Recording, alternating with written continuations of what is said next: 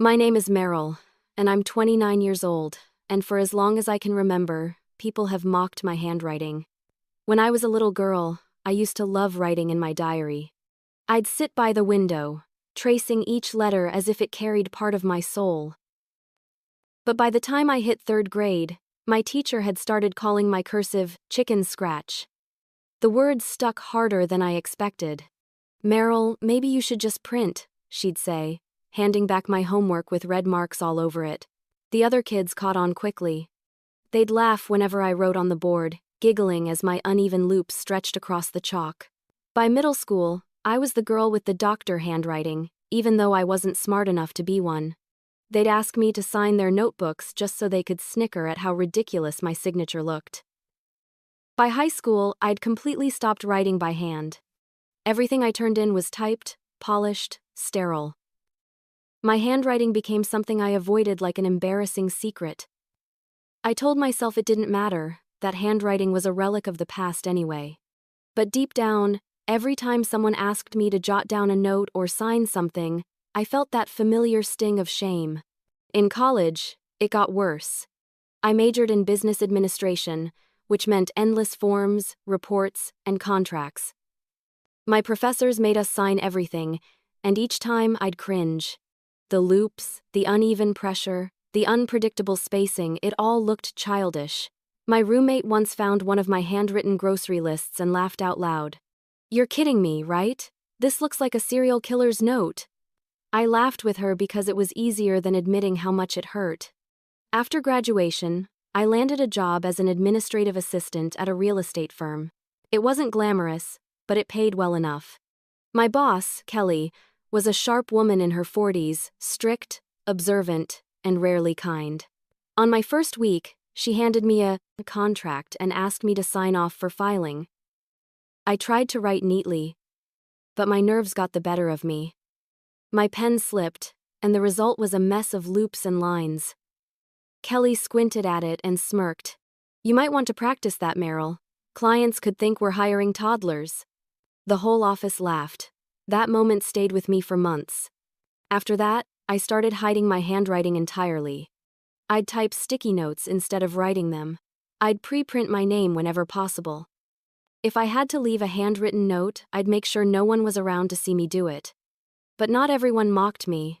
My best friend, Tanya, always said there was something artistic about my writing.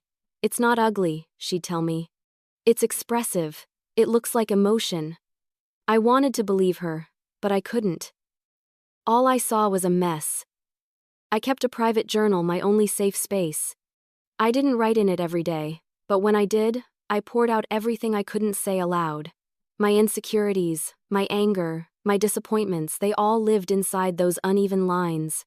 My handwriting became the only honest reflection of me, even if I hated how it looked. Then, one morning at work, something unexpected happened. Kelly called me into her office and told me to prepare a contract for an important client. "They need your signature on it," she said, "since you handled the details." It was supposed to be a routine signing, just a quick signature to confirm my review. But the client insisted on signing everything in person, and everyone gathered around the conference table to witness it. My palms were sweating as I picked up the pen. My coworkers watched, half smiling, expecting a joke. Kelly folded her arms, waiting for the inevitable shaky scrawl. I signed the line as best I could, feeling my heart pound in my throat. When I looked up, I saw the faint trace of amusement on their faces. They whispered. They chuckled. I wanted to disappear. After the meeting, I went to the restroom and locked myself in a stall. I pulled out my phone and texted Tanya. They made fun of it again. She replied instantly, "Let them laugh. Someday, that signature might mean something." I remember rolling my eyes at her optimism.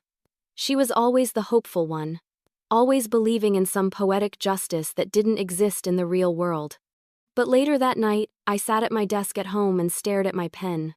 I wrote my name over and over, each time hating it less. The loops weren't perfect, but they were mine. And strangely, I couldn't stop thinking about that signature on the contract. It was still sitting in the client's folder, part of a real deal, an actual record. It wasn't beautiful, but it was official. At least for once, my handwriting had been taken seriously, even if nobody realized it yet. That single signature would become the turning point of my entire life. The teasing escalated the day someone photocopied one of my handwritten notes and taped it on the break room wall. It was a Thursday morning, cold, cloudy, the kind of day when coffee doesn't help and every minute feels heavier than it should. I walked into the office holding a box of pastries, hoping to lighten the mood after a tough week. Everyone was gathered near the coffee machine, laughing about something. For a brief moment, I thought maybe they were just swapping weekend stories. But then I saw it. Right above the sink, taped crookedly to the wall, was one of my handwritten notes, the one I'd left on the team board the day before. I had written, "Team meeting rescheduled to 2 p.m. Thanks, Meryl." It wasn't anything personal, just a routine reminder.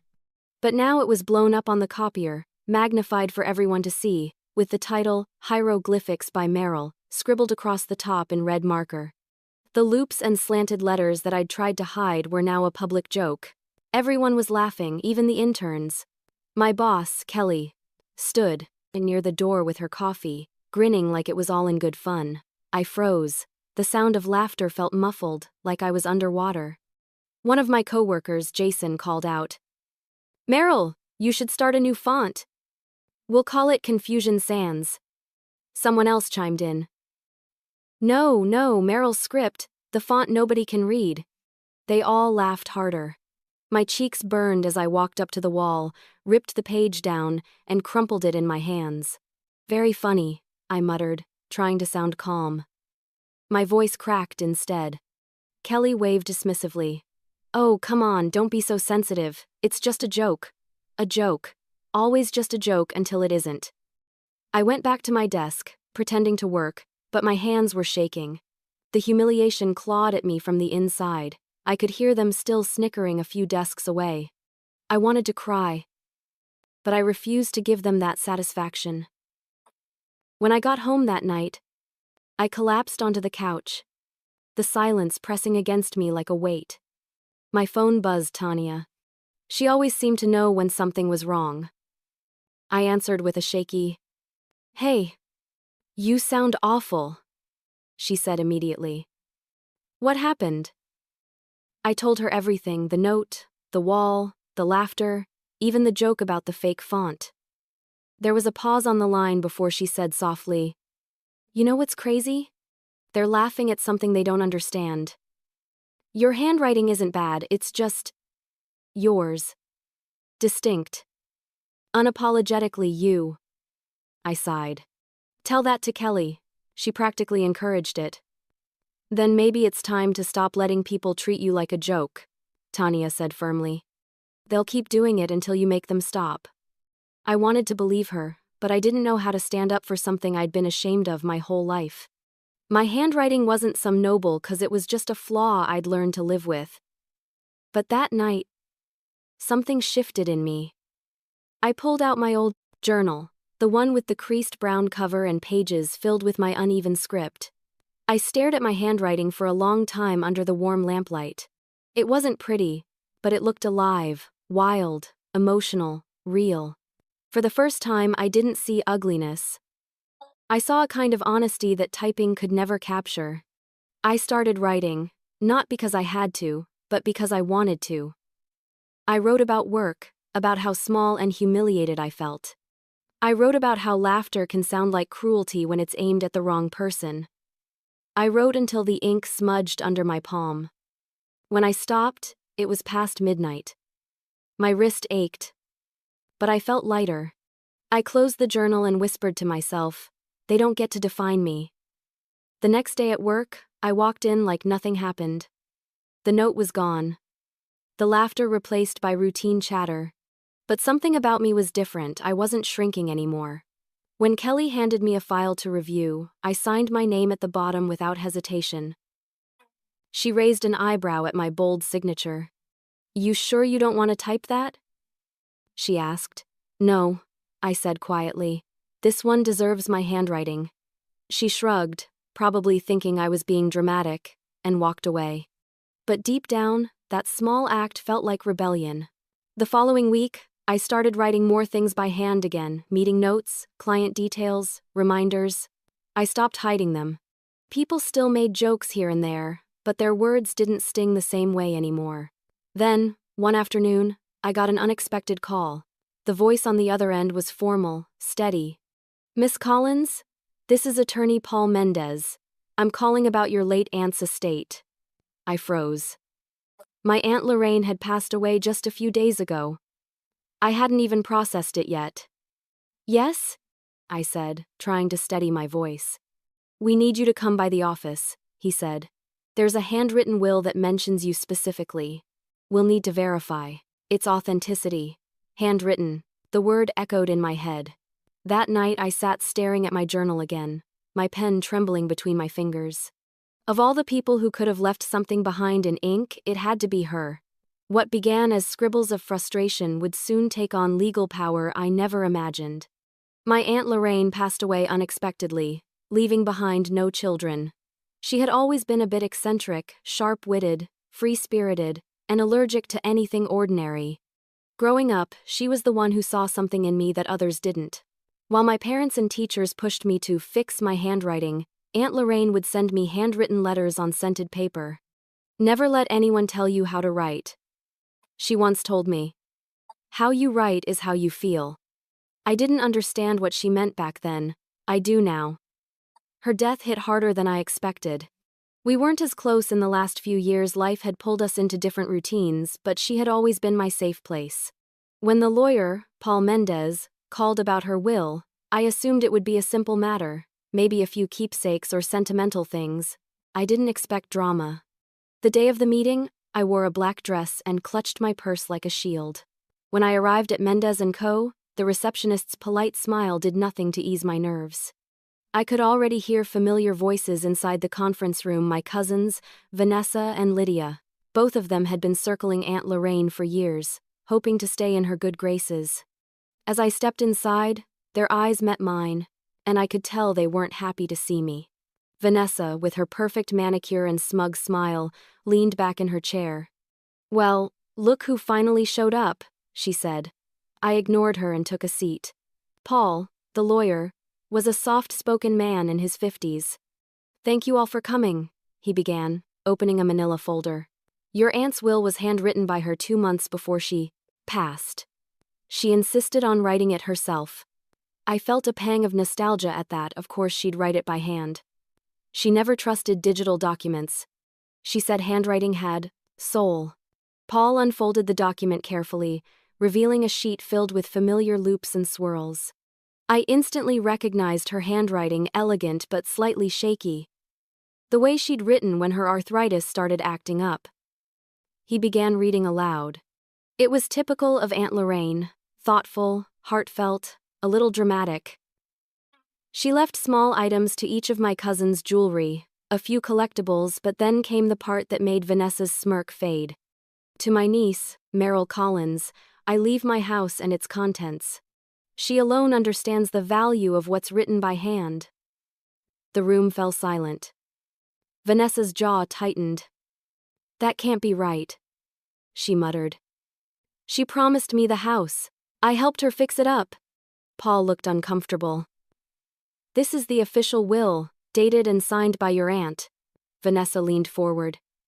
"Handwritten, you said?" "Yes." She gave a short laugh. "Then how do we even know she wrote it? Meryl's handwriting looks just like hers. You can't tell the difference." My stomach dropped. "Excuse me?" "Oh, come on," Vanessa snapped. "Everyone knows you and Aunt Lorraine wrote the same way. Those messy loops and crooked letters? It's practically identical. For all we know, you wrote this yourself." The lawyer frowned. "That's a serious accusation." "I'm serious," she said, her voice sharp. "I think Meryl forged the will." I froze. The room suddenly felt too small. Lydia shifted uncomfortably in her seat, glancing between us. "Vanessa, maybe don't." But she kept going. "It's convenient, isn't it? Aunt Lorraine dies, and the only copy of the will just happens to be in Meryl's style of handwriting." I wanted to scream, but the words wouldn't come. Instead, I whispered, "You think I'd fake my own aunt's will?" Vanessa shrugged. "Stranger things have happened for money." Paul raised a hand to quiet her. "Miss Collins, please understand that any suspicion of forgery would have to be verified through proper channels. We can order a handwriting analysis if needed." I nodded numbly. "Do it," Vanessa smirked. "Fine by me." The meeting ended abruptly. I left the office with my head spinning. I hadn't even processed my aunt's death yet, and now my own family was accusing me of fraud. Outside, the wind was cold and sharp, tugging at my hair as if mocking me too. When I got home, I pulled out one of Aunt Lorraine's old letters. Her handwriting looked so much like mine, same slant, same spacing, but there were subtle differences. I could see them clearly because I'd studied her writing for years. But would an outsider believe that? Would they think it was mine? My phone buzzed. It was Tanya. "Hey," she said. "How did it go?" I hesitated. "They think I forged the will." "What?" "Yeah," I said quietly. "Vanessa said the handwriting looks like mine." Tanya was silent for a moment. Then, in a low voice, she said, "You know what this means, right?" "What?" "You're going to have to prove your handwriting is yours, and that your aunt's is hers." I sat down at my desk, staring at my pen. I'd spent my whole life hiding my handwriting, and now it was about to become the center of a legal battle. A tear slipped down my cheek as I whispered, "She would never want this." But it didn't matter what Aunt Lorraine wanted anymore. Her words, her loops, her ink, they were evidence now. Evidence that could either save me or destroy me. The next morning, I got a call from Paul's office. "The family's requesting a handwriting expert," he said. "We'll need samples from you too." My hands trembled as I agreed. When I hung up, I stared at my journal on the desk. Every page was filled with years of pain, laughter, frustration, my life, in ink. And now it was going to be dissected by strangers. That accusation would spark a storm of doubt and a battle that tore my family apart. Within days, Vanessa spread rumors that I forged the will. It started quietly, one phone call, one conversation, one whisper, but like wildfire, it grew. Soon, my entire family knew. Then, friends of friends, then people from my office started talking. Everyone had their own version of the story. Meryl faked her aunt's will. She used her weird handwriting to trick the lawyer. She's about to get arrested. I found out how far it had spread when I walked into work Monday morning. Conversations died the second I entered the room. I heard the whispers before I even reached my desk. "Isn't she the one under investigation? They say she copied the old lady's will." I heard the handwriting was identical. I sat down slowly, forcing my expression into something neutral. But inside I was unraveling. My boss, Kelly, emerged from her office, looking unusually serious. "Meryl," she said, motioning for me to come in. Her office was all glass and cold air. I sat opposite her, my palms sweating. "I got a call from HR," she said flatly. "Apparently, someone contacted the company about an ongoing investigation involving you and a forged will." I blinked in disbelief. "What? Who would?" She cut me off. "I don't know, but this kind of publicity can damage our firm's reputation. Until this is cleared up, I think it's best you take a leave of absence." It felt like the floor dropped out beneath me. "You're suspending me?" "Just temporarily," she said, pretending it was a favor. "You understand, right?" I nodded numbly and left before she could say anything else. The moment the elevator doors closed, I felt tears burn behind my eyes. All because of my handwriting. The thing everyone had mocked now had the power to destroy my life. By the time I reached home, Vanessa had already made another move. My social media was flooded with comments, people asking if it was true, some even calling me a thief. I saw a post she'd made on her own page. "Can you imagine faking your aunt's will just for money? Some people have no shame." She didn't name me directly, but everyone knew. The comments were ruthless. That night, I called Tanya. My voice cracked as soon as she answered. "They're ruining me, Tanya." Hey," she said softly. "Breathe. Tell me what's going on." I told her everything, the suspension, The rumors, the online posts.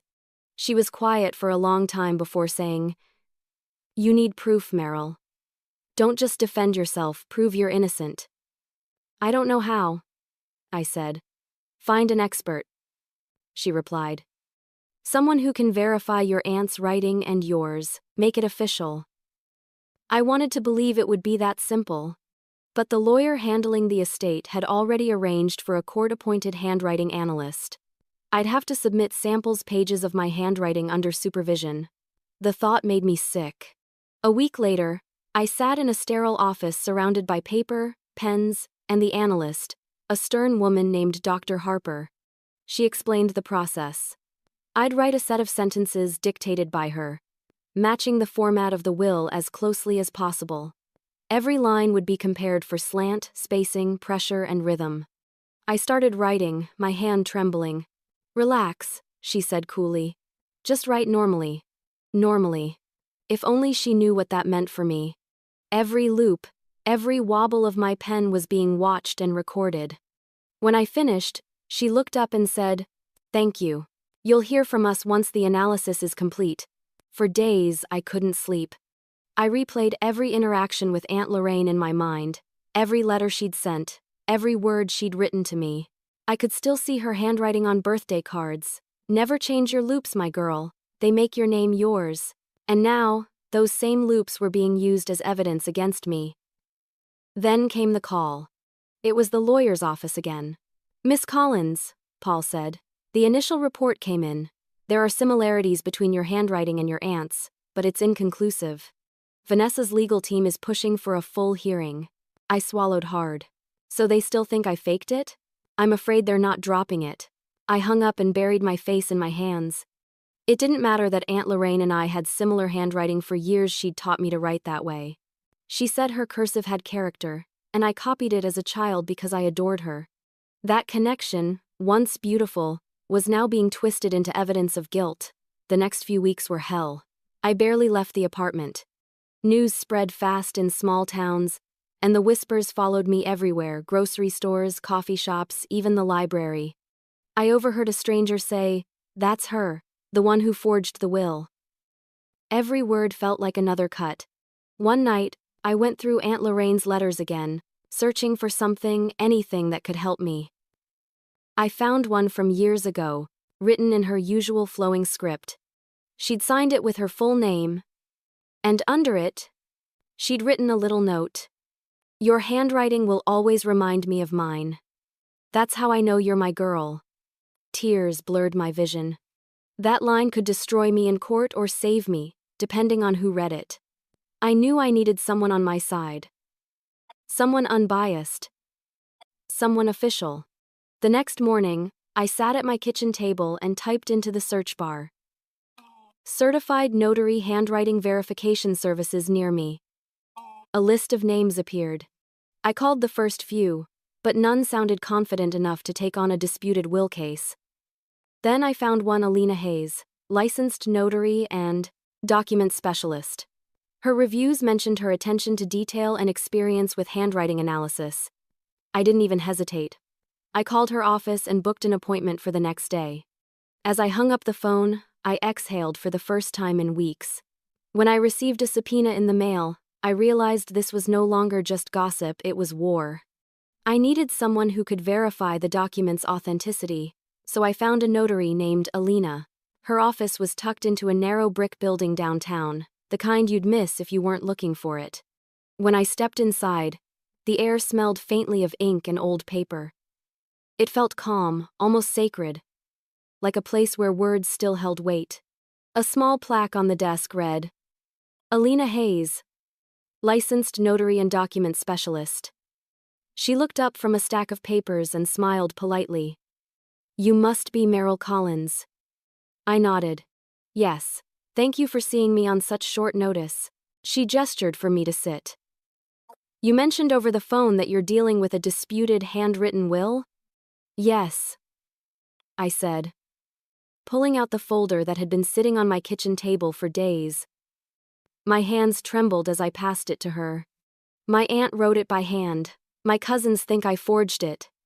Alina's expression softened. but her tone remained professional. "May I?" I nodded again. She slipped on her reading glasses and carefully unfolded the document. For a long time, the only sound in the room was the faint scratch of paper as she turned each page. I watched her eyes trace every letter, every line, every loop. My stomach tightened with every passing second. Finally, she spoke. "This is interesting," she murmured, running a finger lightly over the signature line.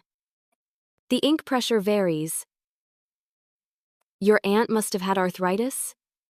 "Yes, her hands shook sometimes." She nodded knowingly. "I can see that in the tremor patterns. They're inconsistent, but not in a way that suggests forgery. They show natural movement." "So, that means it's real?" I asked, leaning forward. Alina smiled faintly. "It certainly points that way. But to make it official, I'll need to compare this with known samples of your handwriting and hers. Do you have any letters or documents from both of you?" I pulled out a smaller folder I'd brought just in case. Inside were a few of Aunt Lorraine's old letters and several pages from my own journals. Alina laid them side by side, examining every detail. She looked up after a few minutes. "You two write with similar rhythm," she said. "Same rightward slant, same general spacing. But there's a key difference: your aunt lifted her pen more often between letters. You don't. Your handwriting flows continuously, while hers stops and starts." I frowned. "Does that mean someone could confuse them? If they weren't trained to see the micro-patterns?" "Easily," she said. "But under scrutiny, they're distinct." Her confidence steadied my nerves. For the first time in weeks, I felt like I wasn't drowning. She went on, explaining how she would notarize a verification statement once she completed her examination. "I'll perform a layered ink analysis too," she said. "That will confirm when the document was written." I stared at her. "You can tell that?" Alina smiled. "Yes, ink ages in very specific ways. If someone tried to forge this recently, it would show." We spent the next hour going through every piece of paper. I answered her questions about when each document was written, what pens were used, how Aunt Lorraine signed her letters. By the end, my throat was dry. But Alina seemed satisfied. She leaned back in her chair and folded her hands. "Meryl, I've seen hundreds of forgeries. This doesn't look like one. Your aunt's handwriting is authentic. But I'll still document everything thoroughly so there's no question in court." I nodded, relief washing through me. "Thank you. You have no idea how much this means to me." "I think I do," she said quietly. "People underestimate the power of a signature. It's not just ink, it's identity." Her words lingered in my mind long after I left her office. That evening, I sat in my car for a long time before driving home. The sun had already dipped below the skyline, leaving the city bathed in orange light. For the first time in weeks, I felt a spark of hope. But that hope was short-lived. The next morning, I received an email from Vanessa's lawyer. He wanted to formally object to any private verification done outside the court's oversight. In short, they wanted to discredit Alina before she even finished her analysis. I forwarded the email to Paul, my aunt's lawyer, who responded quickly. "Don't worry, Alina's credentials are impeccable. We'll present her findings to the judge as official evidence." A few days later, I returned to Alina's office to pick up the notarized report. She handed it to me in a sealed envelope, her notary seal pressed firmly in gold at the bottom corner. "This will hold in court," she said confidently. "They can't ignore the science." I ran my fingers over the embossed stamp. It was solid, heavy, permanent. "Thank you," I whispered. She nodded. "You're welcome. Don't let them make you doubt what you know is true." As I stepped outside, the wind caught the edge of the envelope, fluttering it against my fingers. I held it tightly, feeling its weight, the weight of my truth, sealed and witnessed. When she pressed her notary stamp onto the paper, I felt my entire world shift. The day of the hearing arrived, and I walked into court with trembling hands. It was early morning, yet the courthouse was already buzzing with people, lawyers in pressed suits, clerks carrying stacks of files, and nervous families waiting their turn. I clutched my purse tightly, my heart hammering in my chest. The smell of polished wood and old paper filled the air, and it felt like I was stepping into the final chapter of a nightmare I couldn't wake from. Paul, my attorney, met me in the hallway outside the courtroom. "Stay calm," he said, giving me a reassuring nod. "Alina's report is solid. The judge will see through your cousin's story." I tried to smile, but my throat was too dry. "And what if he doesn't?" Paul's voice softened. "Truth has a way of standing up for itself, Meryl." When we entered the courtroom, Vanessa was already there, sitting beside her lawyer. She looked immaculate as always, hair perfectly styled, lips pressed into a smug smile. Lydia sat behind her, avoiding eye contact. The sight of them made my stomach twist. The bailiff called the case, and the proceedings began. The judge, a stern man with silver hair and piercing eyes, adjusted his glasses and asked for opening statements. Vanessa's lawyer went first. His tone was confident, almost rehearsed. "Your Honor," he began, "we are here today because we believe this will purportedly written by the late Lorraine Weston was falsified by her niece, Miss Meryl Collins. The handwriting bears an uncanny resemblance to Miss Collins' own, and the circumstances surrounding its discovery are questionable." He let the word questionable hang in the air like poison. Vanessa's lips curled in satisfaction. Paul stood next, calm and precise. "Your Honor, the handwriting may bear resemblance, but resemblance is not forgery. We have a notarized verification by a certified document specialist confirming the authenticity of the will. Furthermore, we'll demonstrate that the ink, pressure, and letter structure are consistent with the decedent's known writing habits." The judge nodded. "Proceed with the evidence." Vanessa's lawyer began by showing enlarged photographs of both Aunt Lorraine's letters and my handwriting samples. "You'll notice the matching loops on the letter E," he said, pointing at a projection screen. "The same elongated M, the same uneven spacing. Coincidence? Unlikely." Paul stood calmly. "If I may cross-reference, Your Honor?" He handed over Alina's notarized report. The judge skimmed through it, his brow furrowing in concentration. "And this document has been verified under oath?" "Yes, Your Honor," Paul said. "The notary, Miss Alina Hayes, is present to testify." The judge motioned for her to take the stand. Alina walked up, poised and confident. She placed her hand on the Bible and swore to tell the truth. I could feel my heart pounding as she began. "Miss Hayes," Paul said, "can you explain what your analysis revealed?" Alina nodded. "I compared both sets of handwriting using visual, microscopic, and ink age analysis. While the two writers share certain stylistic similarities, such as rightward slant and round loop formation, they differ in key technical aspects. Lorraine Weston's writing shows tremor lines consistent with age-related arthritis. Miss Collins's writing does not," Paul continued. "And what about the ink used in the will?" "The ink's chemical composition and oxidation level indicate it was written approximately 2 months prior to Miss Weston's passing," Alina said. "That timeline aligns perfectly with the will's date." Vanessa's lawyer stood abruptly. "Objection! The witness isn't a forensic chemist," Paul countered immediately. "She's a certified notary and document examiner with 15 years of experience. Her testimony is supported by lab-tested ink dating." The judge raised a hand. "Overruled. Continue." I glanced at Vanessa, her smirk was fading. Alina went on, describing in detail how Aunt Lorraine's handwriting contained unique stop and start patterns, indicating pauses from hand strain. She even demonstrated the difference on a sample sheet for the court, showing how my sample reading taid verganade, continuous strokes lacked those interruptions. When she finished, Paul asked, "So, in your professional opinion, was this will forged?" Alina looked directly at the judge. "No, Your Honor. This will was written by Lorraine Weston. It is authentic." The courtroom went quiet.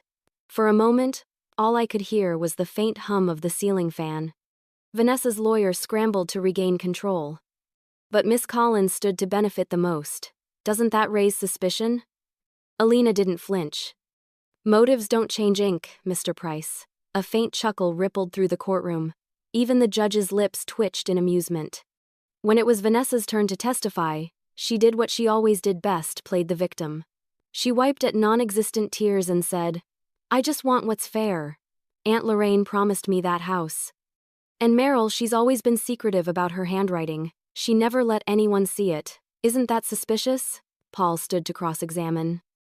"Miss Weston, are you aware that your aunt and my client corresponded in letters for over 15 years? Yes, Vanessa said hesitantly. So it would make sense that their handwriting might resemble each other over time, wouldn't it? She hesitated again. I suppose. And did your aunt ever tell you she intended to leave you the house? She mentioned it once. Do you have proof of that? No, she said quietly. Paul gave a slight nod. No further questions. The judge leaned back in his chair, deep in thought. I'll review the evidence and make my ruling shortly. The gavel hit the desk, signaling a recess. My knees felt weak as I sat down. Paul gave my shoulder a reassuring squeeze. But all I could think about was how one accusation had turned my entire life upside down.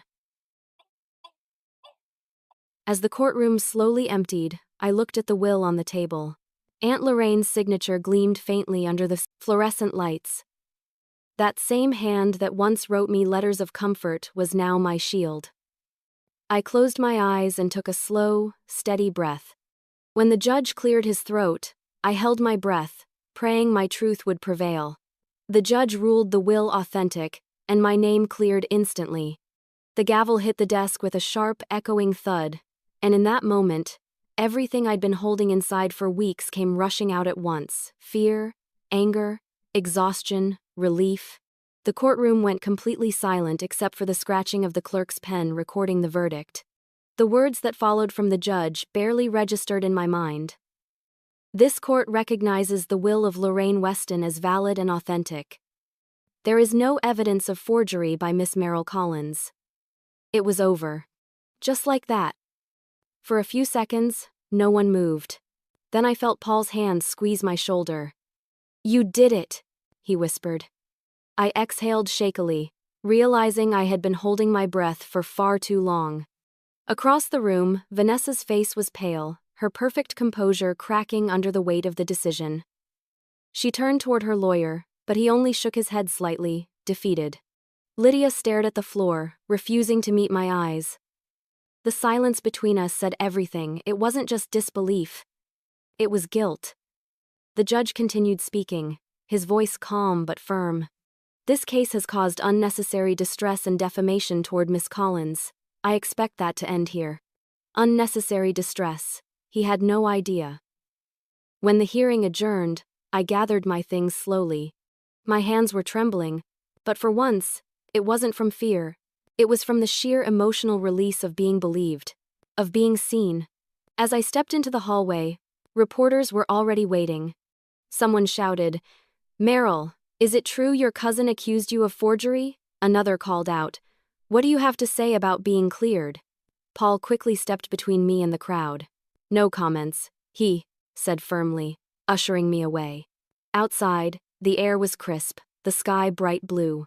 For the first time in months, it didn't feel like the world was collapsing around me.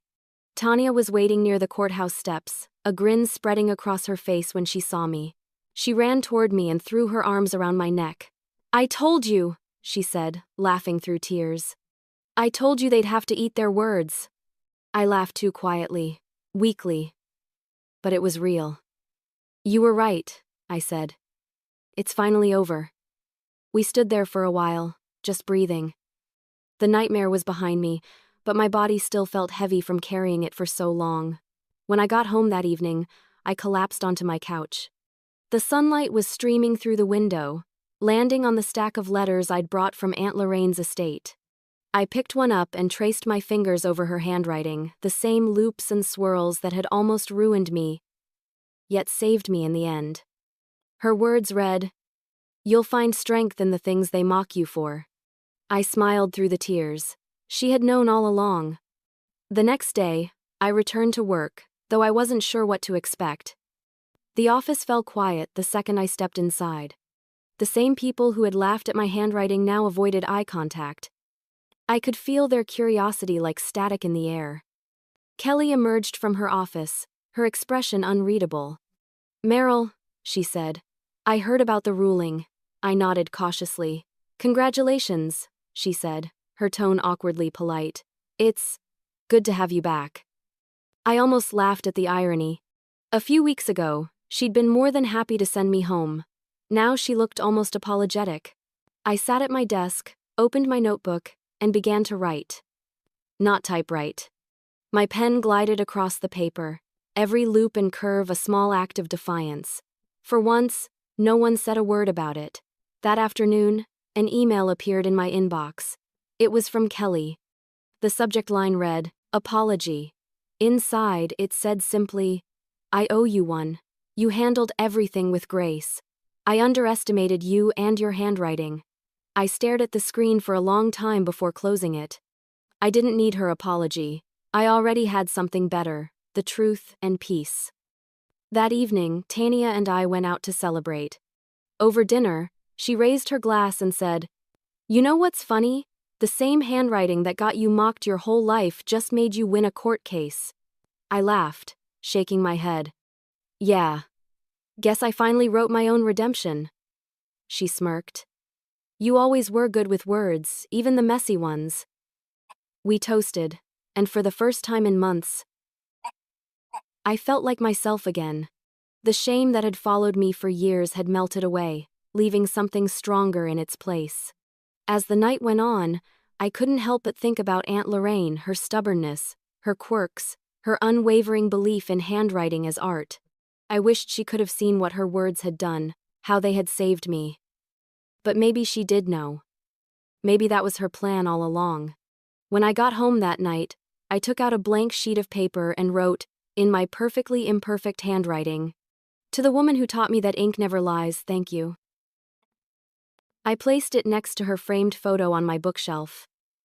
The loops and curves gleamed softly under the lamplight, a mirror of hers. But I wasn't done. Justice still had one more name to cross off.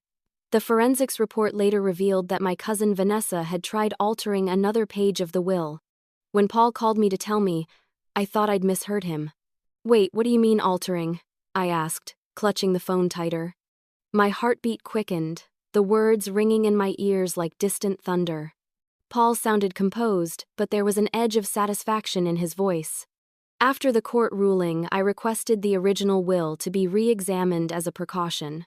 During the follow-up analysis, the lab detected faint indentations, extra pen pressure on one of the lines.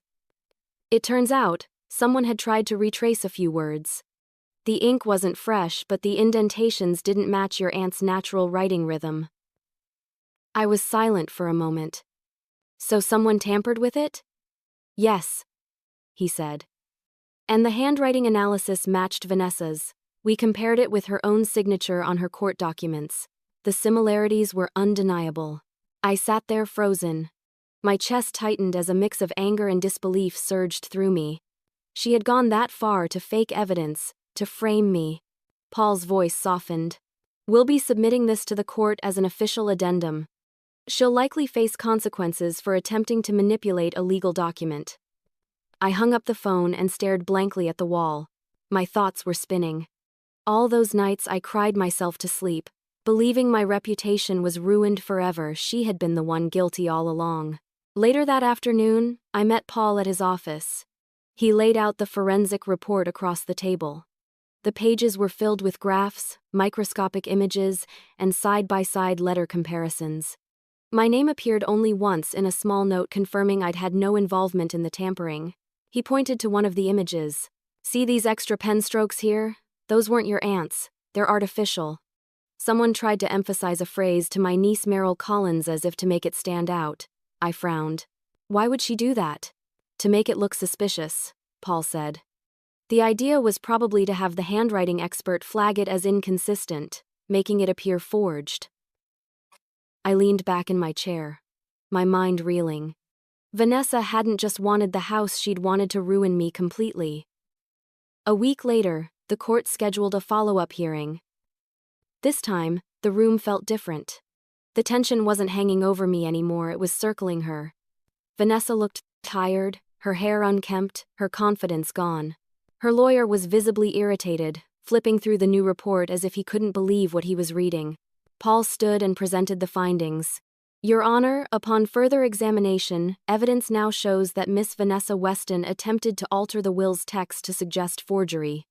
These tamper marks were hidden under the top ink layer and were discovered only through microscopic indentation analysis. The judge turned to Vanessa, his expression hardening. Miss Weston, do you understand the gravity of this? Vanessa's voice cracked. I didn't mean to, I just wanted. Wanted what? The judge interrupted. To fabricate evidence? To frame your cousin? This isn't a misunderstanding. This is fraud. She broke down crying, the tears falling fast and messy. I thought it wasn't fair. Aunt Lorraine gave her everything. I just wanted what I deserved. Paul spoke firmly. And what you did instead was commit a criminal act. The judge ruled quickly. Vanessa was fined for tampering with evidence and ordered to issue a public apology to me. Though it wasn't prison, it was enough to make her reputation collapse. When the hearing ended, she walked past me, her eyes red and swollen. For a split second, I saw a flicker of guilt, or maybe regret, but I couldn't bring myself to pity her. Outside the courthouse, Lydia approached me hesitantly. Meryl, she said quietly. I didn't know she went that far. I'm sorry. We should have believed you. I nodded. I know. It was all I could manage. A few days later, Paul called again to confirm that Aunt Lorraine's estate was officially closed and that her wishes had been fully honored. You're now the legal owner of the property, he said warmly. It's finally done. I thanked him. Though the victory didn't feel like triumph, it felt like release. That night, I sat at my aunt's old oak desk inside, at her house for the first time since the ordeal ended. Her stationery still sat in the drawer, alongside half-used pens and dried ink bottles. I took out a fresh sheet of paper and started writing. Not about the court, or the lies, or the humiliation, but about her. About everything she'd taught me. Her lessons were written in every curve of my letters, every imperfection that now felt like a signature of strength. I looked around the room filled with her memories, the ticking clock, the faint scent of lavender, the walls lined with handwritten letters. Everything about her reminded me of permanence. A few days later, I received a letter from Paul. Inside was a simple note that made me smile. Justice has been served. Ink doesn't lie. I pinned it above the desk, right next to one of Aunt Lorraine's letters. The world had mocked my handwriting, accused it, and doubted it, but it had also vindicated me. I ran my fingers over the notary stamp still embossed on the verification papers. It glimmered faintly under the lamplight, a symbol of everything I'd fought to prove. That same handwriting now carried the weight of justice. A week later, I received an email from a legal stationery company. At first, I thought it was spam. The subject line read, Opportunity, Collaboration Inquiry. I almost deleted it, but curiosity got the better of me. When I opened it, my jaw dropped. It was from a woman named Melissa Grant, the creative director of a company called Authentic Inc. Legal Designs. She wrote that she had read about my case online, how my handwriting had been mocked, then vindicated in court, and she found it remarkable, inspiring, and deeply human. She wanted to offer me a consulting position. I reread the email 3 times before I believed it was real. The company specialized in designing official document templates that blended traditional handwritten aesthetics with modern design, authentic-looking signatures, seals, and lettering. They wanted me to help them create a new product line that celebrated the individuality of real handwriting. I sat there in stunned silence. My handwriting, the very thing that had made me a punchline for most of my life, was now being seen as something valuable. I called Tania immediately. She picked up on the first ring. What's wrong? You sound weird. Nothing's wrong, I said, still in disbelief. I just got a job offer. That's great. From where? It's this company that creates official legal stationery. They want me to design, get this, handwritten style templates. There was a long pause before she burst out laughing. You're kidding. I'm not. She laughed so hard she could barely breathe. Meryl, you realize how poetic that is, right?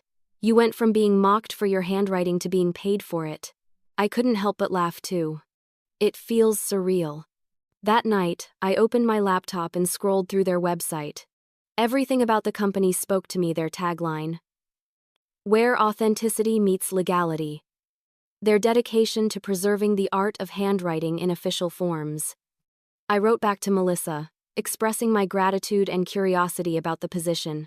She replied almost instantly, inviting me to a virtual meeting the next day. When we spoke, she was warm, articulate, and refreshingly genuine. "Meryl," she said, "your story resonated with so many people. It's not just about handwriting, it's about identity. We want you to help us create designs that remind people their words have worth, imperfections, and all." For once, someone wasn't asking me to hide my handwriting, they wanted me to celebrate it. I accepted the offer. Within a week, I was officially part of their design team, working remotely from my aunt's old house. I turned one of the rooms into a small studio, complete with pens, brushes, and parchment. For the first time, I looked forward to working every morning. My handwriting, once called messy, now adorned mock contracts, certificates, and templates sold across the country. Each curve and line was distinctly mine. One afternoon, while I was sketching a design for a new line of personalized seals, I received another email. This one was from a journalist. The subject line read, "Feature request, the woman whose handwriting changed her life." Apparently, my story had started circulating online after the court case. People were fascinated by how something as simple as handwriting had turned from ridicule into redemption. The article painted me as a symbol of perseverance and went viral within days. My social media flooded with messages, some kind, some skeptical. People shared their own stories of being teased for their writing, their accents, their quirks. I read every message with a lump in my throat. It felt good to know I wasn't alone. Then came the business inquiries, brands wanting collaborations, people asking for custom handwritten designs, and one law firm that wanted to commission a custom signature font in my handwriting. The irony wasn't lost on me. For years, I'd been told my writing wasn't professional enough, and now professionals wanted it. Tanya came over one evening, and we sat on the porch drinking tea. She looked around at the house, the same one my aunt had left me, and smiled. "You know," she said. "I think Lorraine knew this would happen." I raised an eyebrow. "You think she predicted this?" "She didn't need to predict it. She believed in you. That's what counts." I looked out at the sunset, the golden light spilling over the garden my aunt used to tend. "I wish she could see this," I said softly. Tanya smiled. "Oh, she does. Trust me." In the weeks that followed, life began to feel normal again, but a new kind of normal. One where I didn't flinch when I picked up a pen. One where my handwriting wasn't something to hide, but something to share. Still, with the new attention came something darker. Somewhere online, a forum thread appeared questioning my story's authenticity. People debated whether the entire ordeal was fabricated for attention. Some claimed the court case was staged, that no one could be accused of forgery just because of handwriting. At first, I ignored it. But the comments grew crueler. Someone even posted the old office prank photo, the photocopied note that had started it all, and mocked me again. I stared at the screen, the same cold humiliation washing over me. Years later, the laughter still echoed. I wanted to shut it all off, to disappear again. But then I thought about the notary's words. A signature is identity. I closed my laptop, walked to my studio, and took out one of my pens. On a clean sheet of parchment, I wrote in bold, confident strokes. They laughed at my handwriting once. Now they print it on their certificates. Then I posted a picture of it online. The next morning, it had over 100,000 likes. People called it empowering, raw, honest. My story wasn't just mine anymore, it had become something bigger. But fame brings attention, and not all of it is kind. As the story gained traction, online trolls resurfaced the old office prank photo. It spread like wildfire, one snapshot of my old handwriting taped to a break room wall with hieroglyphics by Meryl scrawled across it. Someone had dug it up from years ago, Probably an ex-coworker trying to cash in on the sudden viral attention surrounding my name. Within hours, the image was everywhere, reposted, memed, and mocked all over again. At first, I told myself not to look, but curiosity has a cruel pull. When I finally opened the comment sections, it was a battlefield. Can't believe this is the same woman who played the victim. Her handwriting really is awful. How did this become inspirational? She faked everything for sympathy. Classic. The same laughter I thought I had silenced was roaring back, only this time, amplified by thousands of strangers hiding behind screens. My inbox filled with hate. Some messages told me to stop milking the story. Others accused me of lying about my cousin's tampering. There were even fake exposés on social media threads claiming that Alina, the notary, was a paid actor. It was like reliving the worst parts of my life in high definition. I tried to stay calm. I told myself that people forget quickly, that the next viral scandal would push me out of their feeds. But the comments kept coming. Even my professional accounts were being flooded with mockery. One afternoon, I received an email titled, "You're a fraud, just like your handwriting." That was the moment I broke down. I shut my laptop, crawled into bed, and stayed there for hours, trying to block out the noise. When Tanya called that evening, I ignored the first 2 rings. She didn't give up. On the third, I answered, my voice hoarse. "Hey," she said gently. "I saw what's happening online. You okay?" "No," I whispered. "I thought it was over, Tanya. I thought people were finally done laughing at me." "They don't matter," she said. "You know the truth. The people who matter know it too." I let out a bitter laugh. "Yeah? Tell that to the thousands of strangers calling me a liar." "You can't control them," she said firmly. "But you can control what you do next." Her words stuck with me long after the call ended. I sat there in the dark, thinking about everything I had fought for. My handwriting had been used against me, mocked, analyzed, even weaponized, and I had survived all of it. Why should I let faceless strangers take that away now?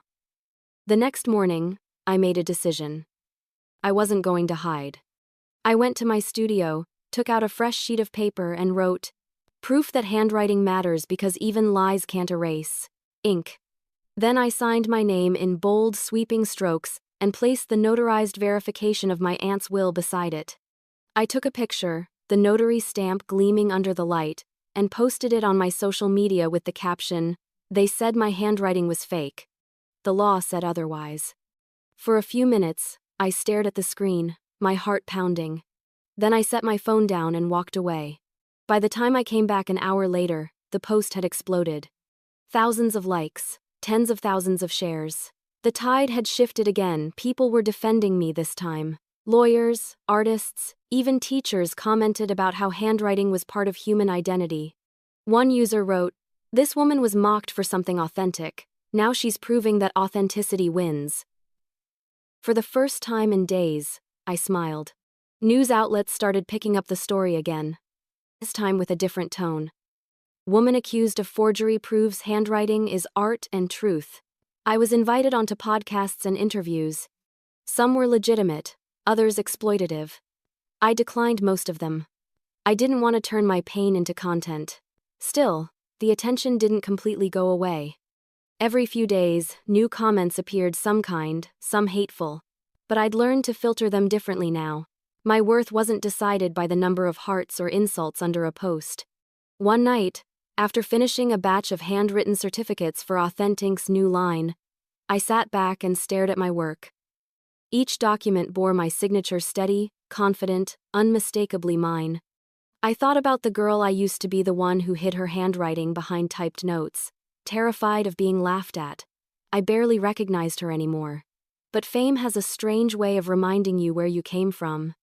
I started getting emails from schools, handwriting clubs, even therapy groups asking if I'd talk to their students about the art of imperfection. The idea of public speaking terrified me, but something about it felt right. Maybe this was what my aunt meant when she said to never hide how I write. And yet, even as good things bloomed, I couldn't shake off the lingering ache. Late at night, when the house was quiet and the notifications stopped buzzing, I'd think about how fragile reputation really was, how quickly admiration could turn back into ridicule. I wondered if I'd ever truly be free from it. The next morning, I got a message from someone I hadn't heard from in over a decade, an old teacher from middle school. The one who once held up my homework and called it unreadable. Her message was short, almost hesitant. "Meryl, I saw your story on the news. I'm sorry I made you feel small back then. You were always more talented than I realized." I read it 3 times, tears blurring the screen. I didn't reply right away. I didn't need to. That message alone felt like closure. Sometimes revenge isn't about loud victories, it's about quiet redemption. About proving everyone wrong just by existing as yourself. Still, deep down, I wondered if I could ever truly escape the shadow of that humiliation. I decided to visit my old school, where the handwriting jokes first began. It had been more than a decade since I last walked those halls, but something inside me told me it was time to face where it all started. The invitation had come through email, a polite message from the principal, who'd seen my story online. They were hosting a career week and wanted me to speak about resilience and authenticity. At first, I laughed at the idea. Me? The girl who once hid her handwriting under a pile of typed assignments? But the longer I stared at the invitation, the more I realized how symbolic it felt. My handwriting had once been my weakness, my humiliation, and now I was being asked to speak about it. I said yes. The day I arrived, the school looked smaller than I remembered. The faded blue lockers, the smell of pencil shavings and floor wax, it all felt strangely nostalgic. The same classroom where my teacher once called my cursive a disaster now had motivational posters plastered over the walls. I was escorted to the library, where a small stage had been set up for guest speakers. Rows of students filled the seats, chatting among themselves until the principal introduced me. "Please welcome Meryl Collins, an alumna who turned ridicule into recognition." The applause that followed was hesitant but genuine. I stepped up to the podium, my palms slightly sweaty, my heart pounding. I looked out at the young faces staring back at me, some curious, some bored, a few whispering. I could almost see my younger self among them, nervous, unsure, shrinking from attention. "Hi," I began softly. "My name is Meryl, and I used to be terrible at handwriting." A ripple of laughter moved through the room. I smiled. "I'm serious. People made fun of me for years because of it. Teachers, classmates, even coworkers later in life. My handwriting was the thing everyone joked about." I held up one of my old notebooks I'd brought with me, its pages filled with messy, uneven cursive. This used to embarrass me so much that I stopped writing altogether. I typed everything instead. I thought hiding it would protect me. The students listened more closely now.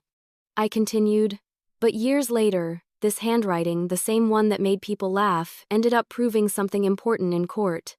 It became my defense, my truth, and eventually, my strength."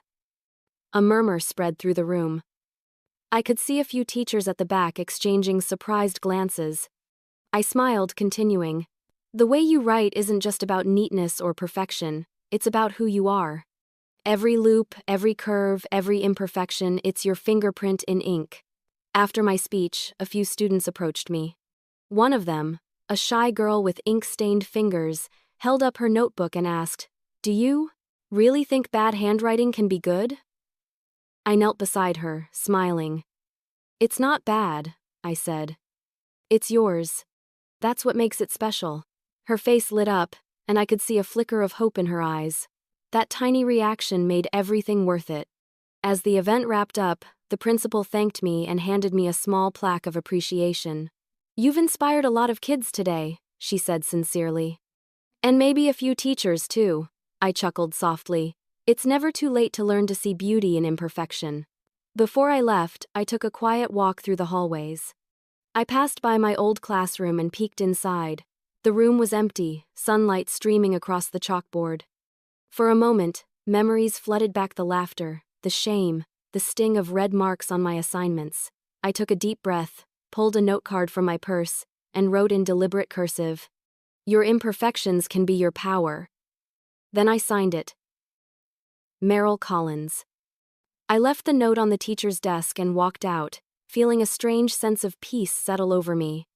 It wasn't about revenge anymore, it was about reclaiming the parts of myself I'd buried. As I stepped outside, I saw the librarian standing near the entrance, holding the note I'd left. She smiled and said, "Beautiful handwriting, by the way." I couldn't help but laugh. Took me a lifetime to believe that. Driving home, the sun hung low in the sky, golden light spilling across the road. I rolled the windows down and let the wind whip through my hair. For the first time in years, I didn't feel like the girl who'd been mocked, I felt like the woman who'd learned to rewrite her own story. When I got home, I placed the plaque from the school on my desk beside Aunt Lorraine's framed letter. Her handwriting, elegant and flawed in its own way, sat beside mine like two signatures in harmony, two generations of women who refused to let ink define their worth. I thought that chapter of my life was finally closed. But that evening, as I was sorting through the mail, I found an unfamiliar envelope addressed to me in looping cursive. The handwriting looked strikingly familiar. But life had one more surprise waiting in an envelope. Months later, I received a handwritten letter from Alina, the notary. It arrived on a quiet Tuesday afternoon, tucked among bills and advertisements. The envelope was cream-colored, sealed with a gold stamp, and the handwriting on the front was instantly recognizable, elegant, looping, deliberate. It was the kind of script that carried authority and warmth at the same time. I smiled as soon as I saw her name on the return address. I hadn't heard from Alina since the court case ended, though her testimony had changed the course of my life. I sat down at my desk, slid a finger under the seal, and opened it carefully. Inside was a thick piece of stationery embossed with her notary insignia. Her letter began formally, but as I read, her tones softened into something more personal. "Dear Merrill, I've been thinking about your case lately. It reminded me why I fell in love with my work in the first place. You showed me that handwriting is more than ink on paper, it's identity, history, and emotion all at once. I wanted to thank you for that." I paused, letting those words sink in. Then I kept reading. "Since your case, I've decided to start a new initiative, workshops for young notaries and legal professionals on document integrity and handwriting analysis. Too often, authenticity is overlooked. Your story will be one of the first case studies we teach." I sat back in my chair, overwhelmed. My name, my experience, what once had been my shame, was now part of a professional curriculum. The letter continued. "I would love for you to be involved. Perhaps we could collaborate on the creative portion, helping new notaries recognize the beauty and individuality of written signatures. You have a perspective few others do." By the time I finished reading, tears blurred the words. I hadn't realized how much I'd needed to hear that. I immediately wrote back, thanking her for her kindness and agreeing to collaborate. Over the next few weeks, we exchanged ideas and plans. She wanted to create a hybrid workshop, half legal, half artistic, teaching notaries how to spot forgery while also appreciating the human element behind every signature. When she asked if I'd be willing to design the workshop's visual materials, I said yes without hesitation. I spent late nights sketching diagrams of letter formations, creating sample signatures, and illustrating the subtle differences that made handwriting unique. Every stroke I drew felt like a quiet victory. A month later, Alina invited me to the first session. It was held at a small conference center downtown. I walked in nervously, clutching my folder of designs. But when I saw the banner stretched across the room, "Authenticity in Ink," the Lorraine Weston case study, my throat tightened. My aunt's name, right there, honored and remembered. Alina greeted me with a warm hug. "You came," she said. "Of course," I replied, smiling. I wouldn't miss it. During the session, I watched a room full of professionals lean over magnified documents, learning to identify the patterns that made each signature distinct. Alina spoke eloquently about our case, how handwriting could bridge emotion and evidence, how authenticity couldn't be replicated. Then she introduced me. "And now," she said, turning toward me, "the woman who reminded us all why handwriting matters." The applause startled me at first, but it was gentle, appreciative, not mocking. I spoke about my journey, from being humiliated by my handwriting to defending it in court. The thing that made me different, I told them, wasn't a flaw. It was a fingerprint. Every mark we make tells a story, whether we realize it or not. Afterward, people came up to thank me. One young notary said, "I used to hate my handwriting. But now I think I'll start signing my name a little prouder." That night, after the workshop, Alina and I stayed back to clean up. The tables were covered in paper and pens, the smell of fresh ink still hanging in the air. She handed me a certificate, a symbolic gesture, she said, for my contribution to the program. The certificate bore my full name, written in my own hand, and at the bottom was her official notary stamp pressed into the paper. It gleamed under the fluorescent light, heavy with meaning. "You know," Alina said softly, "when I first met you, you were terrified of your handwriting. Now look at what it's done." I laughed. "It's funny, isn't it? The thing that once ruined me ended up rebuilding me." She smiled. "That's how authenticity works. It has a way of finding its purpose." When I got home that night, I framed the certificate and hung it beside Aunt Lorraine's letter. Their handwriting, hers, mine, and Alina's, sat side by side, each different, each beautiful in its own way. As I turned off the light, I couldn't help but feel like everything had come full circle. My handwriting was no longer something to hide or explain. It was part of my legacy, proof that imperfection could carry power. I thought that was the end of my story. But the next morning, as I checked my mail, I found a new envelope waiting for me, this one written in a familiar, looping script that made my heart skip. And then, unexpectedly, I got an invitation I couldn't ignore.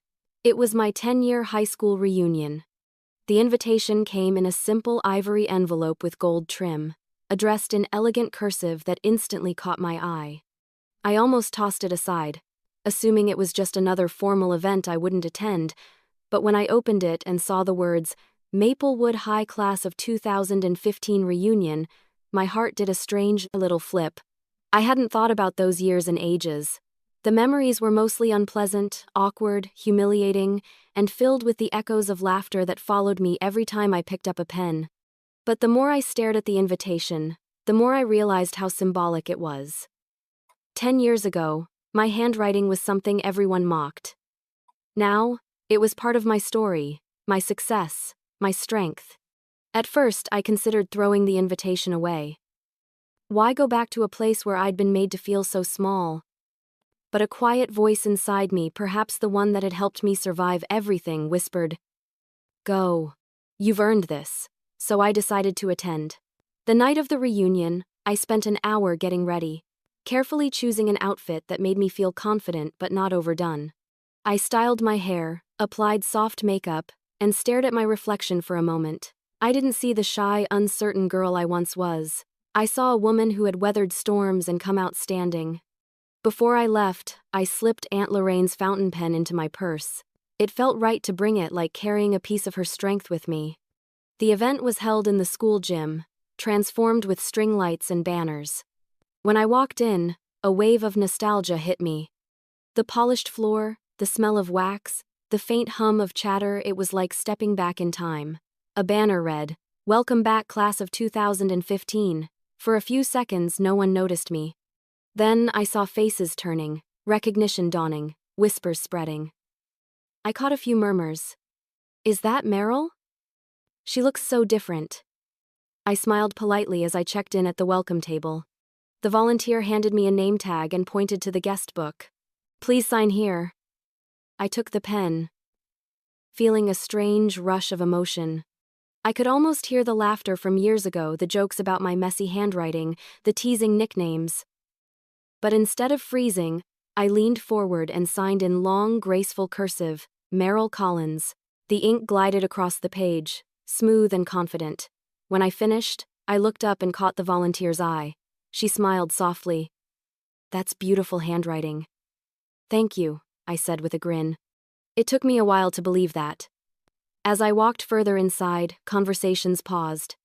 The same classmates who once passed notes mocking my handwriting were now whispering about my court case, my newfound recognition. I heard snippets. "She's the one from the article. Didn't she win that lawsuit?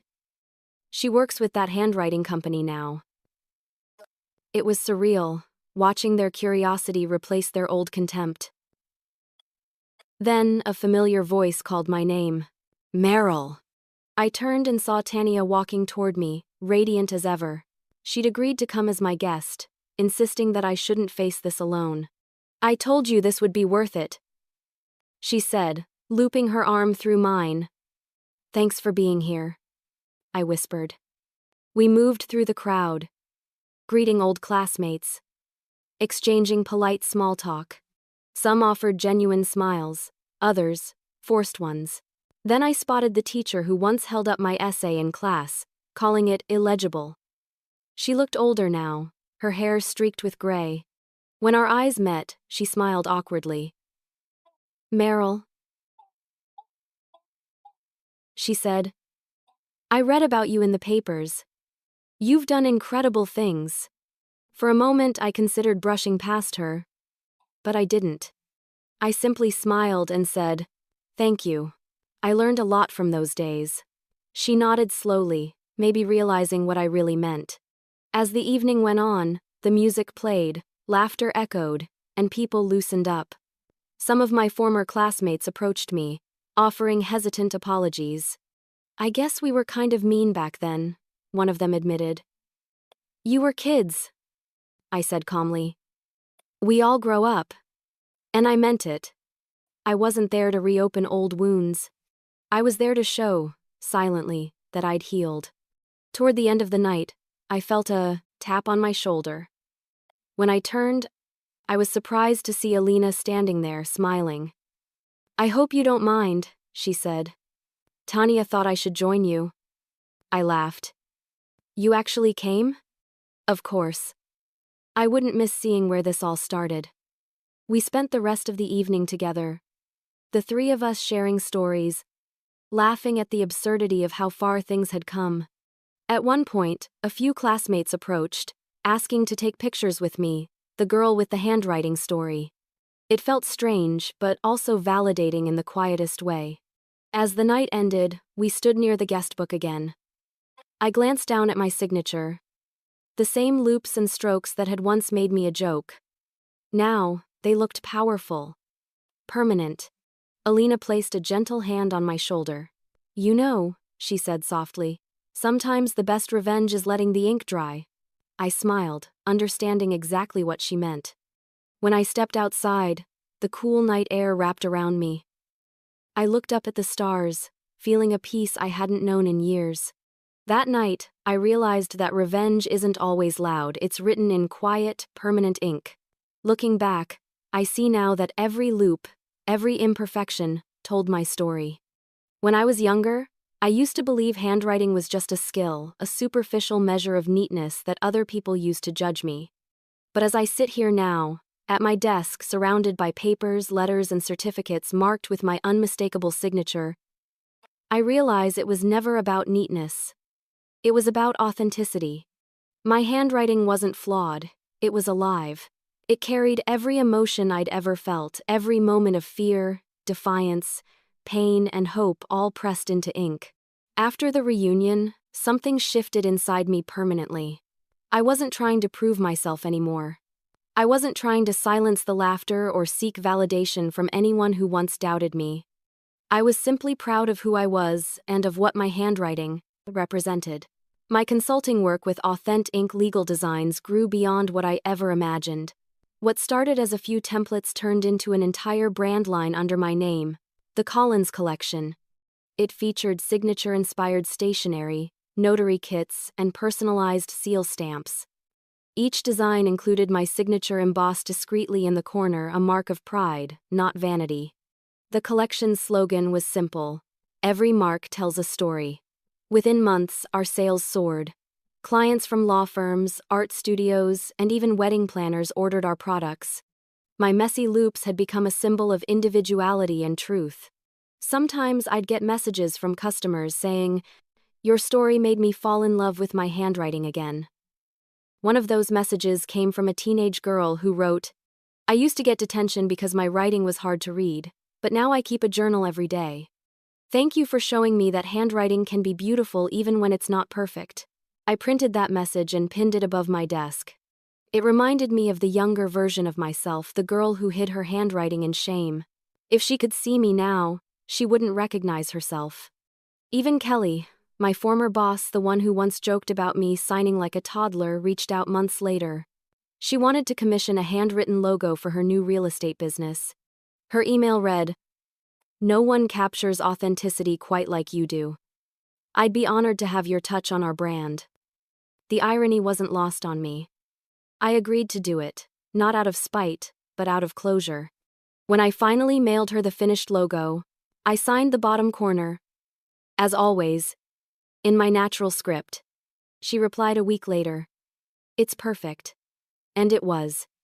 Tanya, of course, stayed by my side through it all.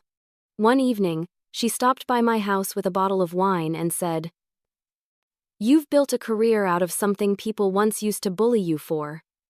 You realize that the most poetic revenge ever, right?" I smiled. "It's not revenge anymore. It's just peace." But she wasn't entirely wrong. In its own quiet way, it was a kind of justice, one written not in anger but in confidence. On weekends, I'd sit at Aunt Lorraine's old desk, the same one where she used to write letters to me and pen words of my own. Letters to my younger self, letters to my aunt, letters to anyone who had ever felt small for being different. Each stroke of my pen felt like a conversation between past and present, between who I was and who I had become.